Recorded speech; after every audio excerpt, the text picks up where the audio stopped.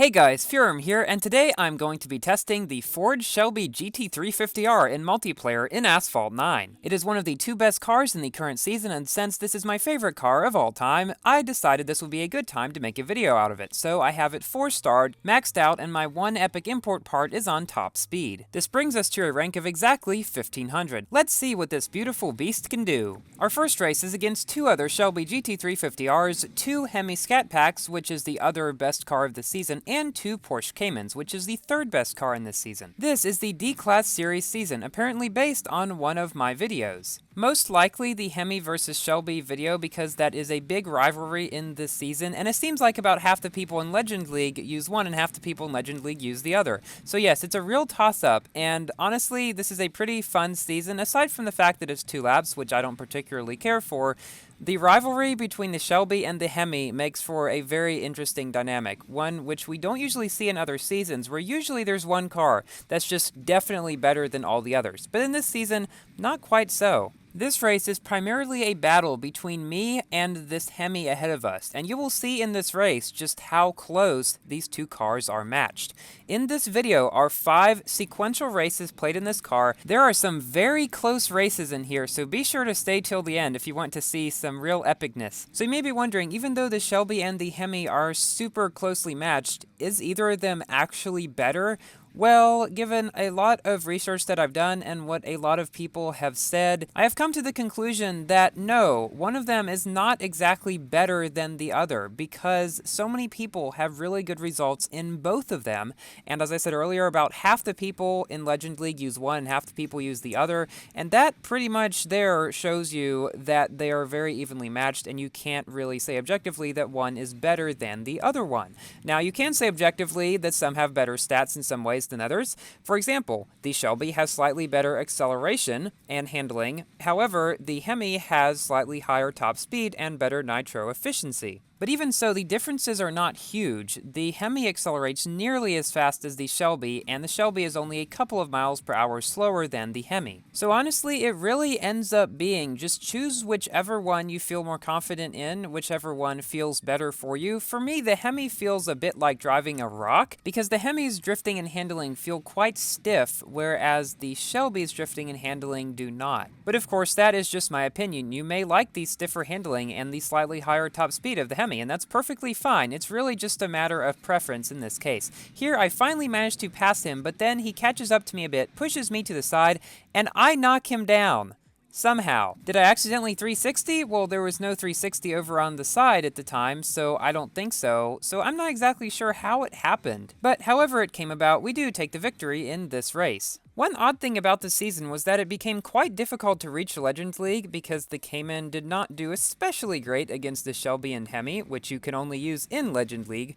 But once you get to Legend League, it's fairly easy to climb up to 1800 or maybe even 1900 points, relatively speaking, compared to reaching Legend League. In this race, we are facing 2 maxed out challengers as well as a Porsche Cayman. Recently, I have begun going the left route instead of the right route at the beginning of this race. As you'll know in most of my other videos, I've gone right because, well, I have never really gone left all that much, but in a recent RPM weekly battle, which we do in Asphalt 9, this was one of the tracks, and it ended up that going left was most definitely faster than going right. And so I have been going left most of the time from then on. So I'm recording this voiceover a couple of days after I recorded the races in this video, and I'm currently up to 1906 rating, which is 40 position or something. However, this position would only be about 100 on Android and iOS probably as well, not sure about that. This is partially due to a disconnect bug that can be exploited on Android at least, and while it may seem like in that case it would be a lot more difficult on mobile to reach a higher rating than on Windows, that might not necessarily be the case, because if you think about it, even if there's a bunch more people that have a higher rating than you on Android than on Windows when you're at the same rating, that also means more people that you can gain ratings off of than if you were on Windows, if that makes any sense. So the second lap passes without a problem, and we come in first position, with the 2 Hemis coming first and second, and the Cayman coming last. Now for a full house. This is an 8-player race against one other GT350R and at least 2 Hemis and 3 Caymans.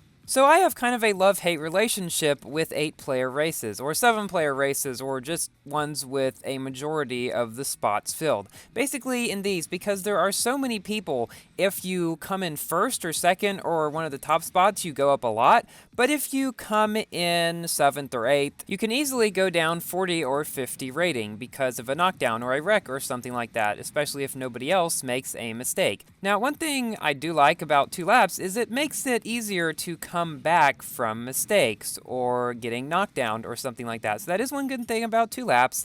I still generally would rather have 1 laps or a choice, but this season 2 laps has been okay because there have been plenty of times where I've gotten knocked down or made a dumb mistake or something, and I have been able to come back a bit better than I would have with just a 1-lap race. And we will actually see this in the final race of the video, something where I get knocked down early and 2 laps comes into play very nicely. So thankfully in this race we have been able to get ahead of the pack. We go up this barrel roll and go into the 2nd lap in which nothing really happens and we come in first, with the Hemi coming in 2nd and another GT350R coming in 3rd. Now this next race is a very close battle between me and another similarly ranked Shelby GT350R. Also, there is a 3rd GT350R and a Hemi, but mainly it's me and another guy that throughout this race have basically a duel. This guy, Pro J-Ster, had a rating above 1960, so I knew that I was going to go up a good bit if I beat him, so I tried to play especially well. So guys, if you have not heard about it yet, the next update to Asphalt 9 should be very big and hopefully very good. It is the 2nd update since the worldwide release, and some things are coming, like somehow a new kind of multiplayer. It looks like there will be 3 new cars, and it should come before December 17th, judging by a picture that Gameloft posted about it. So that means about 10 days or a week and a half maximum wait for the Asphalt 9 update, and probably a similar amount of time for the Asphalt 8 update. I will be making videos about the new stuff in both of these updates around the time when they come out. And in Asphalt 8, we should finally get the long-awaited Transylvania track. Speaking of Asphalt 8, I am working on my final SE showdown video between the SLK SE, the R8 SE, and the RX8 SE and M2 SE. That's a lot of SEs, but this time we've got 4 of them, and that should be the final one in that short little series. So back to the race at hand. We have almost finished the first lap, and we're just about as far behind him as we were at the beginning of the first lap. And I knew that he had about the same skill level as me, so I figured this would probably continue throughout the rest of the race if I didn't do some sort of speed tricks or something that he didn't know about. So I tried to do everything that I could, and I did manage to creep up to him a little bit. So, as of me recording this voiceover, the J50 countdown finishes today and its multiplayer season should start tomorrow. Now, I will not be going for the J50 99% sure at least, because I'm saving my tokens for better cars like the Regera and the Chiron. Hopefully there will be some other cars that can at least compete with it in its multiplayer season. The Vulcan and the GTR are the only 2 worse cars than it in A-Class, so those might be usable. So here we almost catch up to J-Ster, but not quite, and we come in 2nd position, but only 1/5 of a second behind. Okay, now this race... This race is a bit crazy. You've probably seen my SCG comeback video. Well, this one also probably deserves to have its own comeback video, but I just decided to put it in this one because Shelby and awesomeness, and yeah. So it starts out fairly normal. This isn't one of my favorite multiplayer tracks, but it's okay, and then this guy 360s me.